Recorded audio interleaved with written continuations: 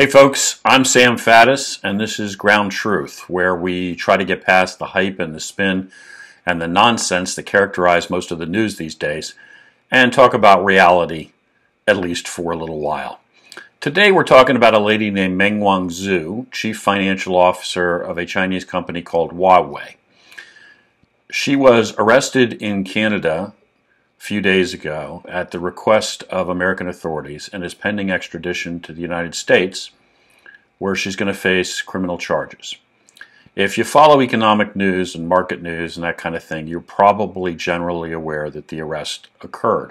What you're unlikely to understand from any of that is that in the context of the trade war ongoing between the Chinese and the Americans, this is likely the single most important development to date, a true game-changing event.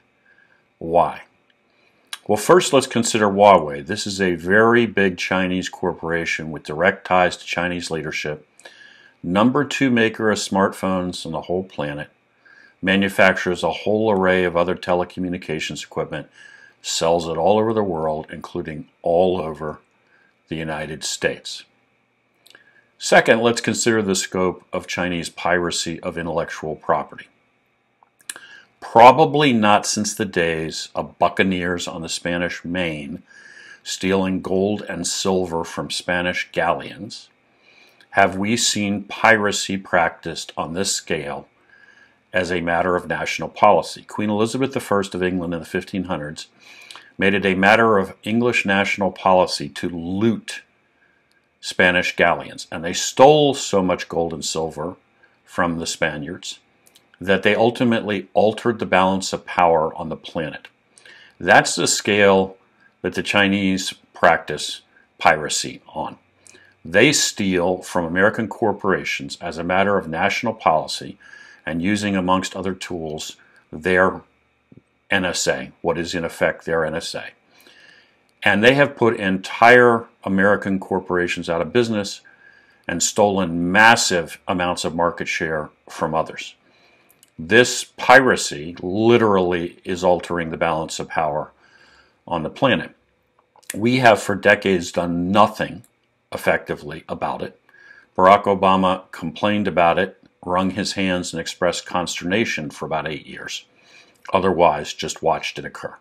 Donald Trump has put this front and center on the negotiating table with the Chinese in the ongoing trade talks, saying clearly and loudly, this has to end. We will no longer accept this. You have to change this practice.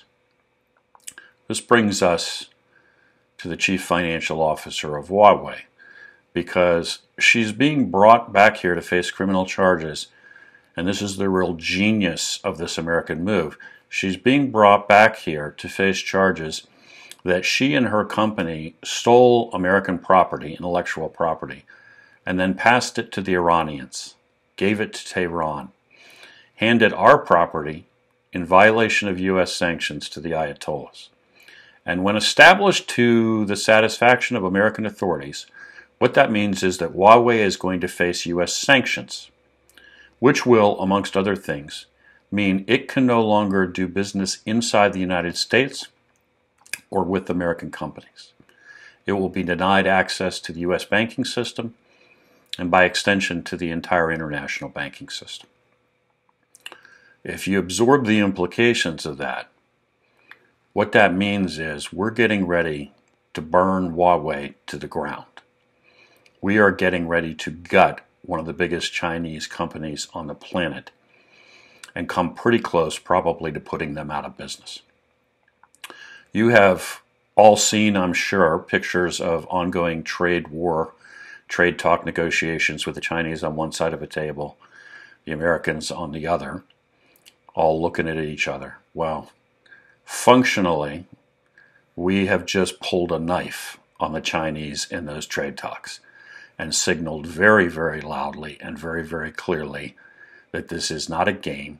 We're not going to accept vague assurances, and things really do change, or you face consequences that you're going to find it very hard to live with. Thanks for watching. We'll see you next time on Ground Truth.